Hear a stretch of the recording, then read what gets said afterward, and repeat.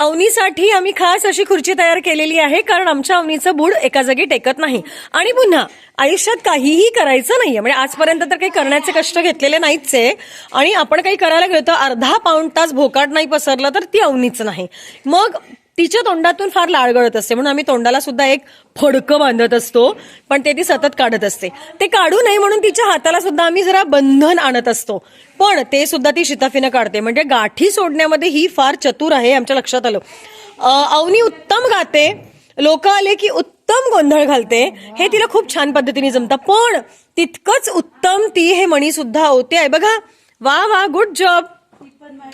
वा वा, टाळ्या वाजव ग जरा. तू टाळ्या नाही वाजवल्या, टाळ्या वाजव. हा, गुड जॉब. आता अवनी एक गाणं म्हणत म्हणत तू हे म्हण पाटलंच. हा चला, तमाशांना सुरुवात झालेली आहे. हा, ती दिवस दिवस सुद्धा रडू शकते, त्यामुळे तिला आधी सेटल करण्याचं काम आम्ही केलेलं आहे. हा, तर अवनी म्हणजे अवनीला एका जागी बसवणं हेच एक युद्ध होतं, आणि ते युद्ध आम्ही पूर्ण केलेलं आहे. लोक आले की तर हिला ऊतच येतो, मग हिचे वाईट विविध गुणदर्शन सुरू होतात. हा चला, मणी घाला. आता हा घातलाय आपण जांभळा मणी. तर तिला तिच्या हाताला कुठलीच ग्रीप नाहीये, मुख्य म्हणजे तिला करायचा काही उत्साह नाहीये, काही करायचं नाहीये. त्यामुळे आम्ही तिला वायर म्हणजे कडक अशी वायर दिलेली, जेणेकरून ती दोरी काय म्हणतो ना, मान टाकणार नाही आणि तिला ते अनइझी दिले. आणि तुम्ही पाहिलं असेल, हे बीड्स सुद्धा आमच्याकडे सगळ्या प्रकारचे बीड्स आहेत, पण आम्ही खूप मोठे छिद्र असणारे बीड्स आम्ही तिला दिलेले आहेत, का आता तिला तिची सवय लागावी.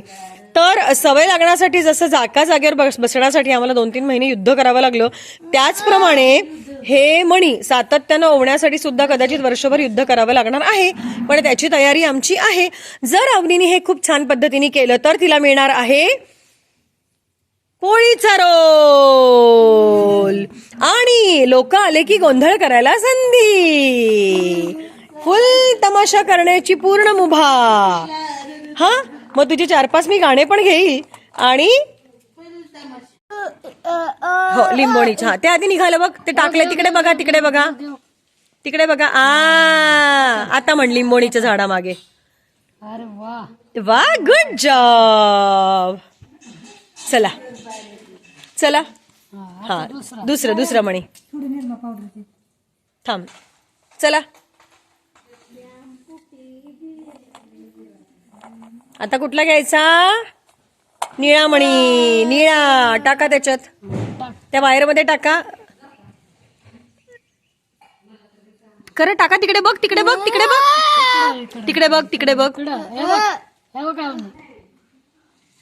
वा वा, गुड जॉब.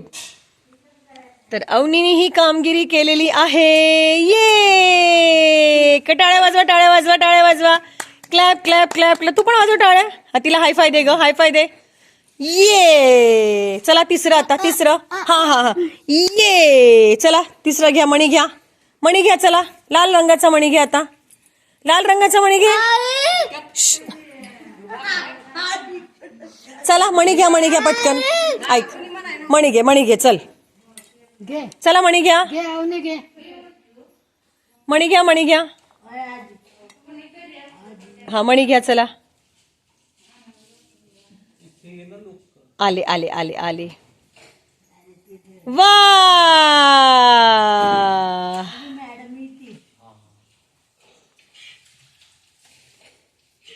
वा वा, गुड जॉब. लिंबोणीच्या झाड. मग घे ना, घे ना, घे ना, घे ना.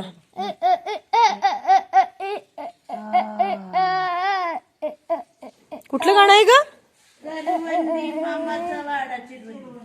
हो, मामाचा वाडा चिरेबंदी, चांदोबा चांदोबा भागलास का.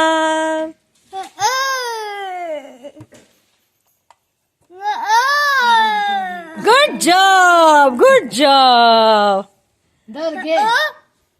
आपल्या लक्षात आलंच असेल की प्रा फाउंडेशन ही वेगवेगळ्या विशेष मुलांवर वेगवेगळे कष्ट घेण्यासाठी अगदी तत्पर असतं.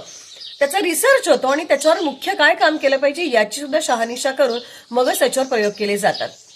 तर तुमच्याकडे सुद्धा अशी मुलं असतील किंवा असे काही प्रश्न तुम्हाला पडले असेल की या मुलांसाठी आपण काय करावं, तर नक्की तुम्हाला डिस्क्रिप्शन बॉक्समध्ये मला तुम्ही ते कळवा. आणि प्रा फाउंडेशन पुन्हा एकदा काय करतं हे मला सांगायला आवडेल. तर प्रा फाउंडेशन 4 पिलर थेरपीवर काम करत असतं. एक म्हणजे बिहेवियरल थेरपी, एक म्हणजे फिजिकल, सोशल आणि इकॉनॉमिकल. या 4 पिलरमध्ये तो कसा फिट होणार आहे आणि तो कसा मर्ज होणार आहे आणि कसा डेव्हलप होणार आहे याची शहानिशा केली जाते आणि त्याच्यावर कसोशीनं काम केलं जातं. तुम्हाला सुद्धा काही प्रश्न असेल तर मला नक्की सांगा. तुमच्याकडे विशेष मूल असेल तर माझ्यापर्यंत या, जाणून घ्या.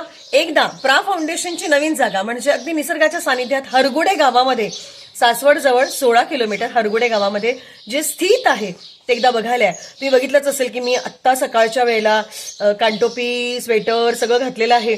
म्हणजे मस्त गुलाबी थंडी पडलेली आहे आणि आमची मुलं गुलाबी थंडीमध्ये मस्त शेकोटीत बसलेली आहे.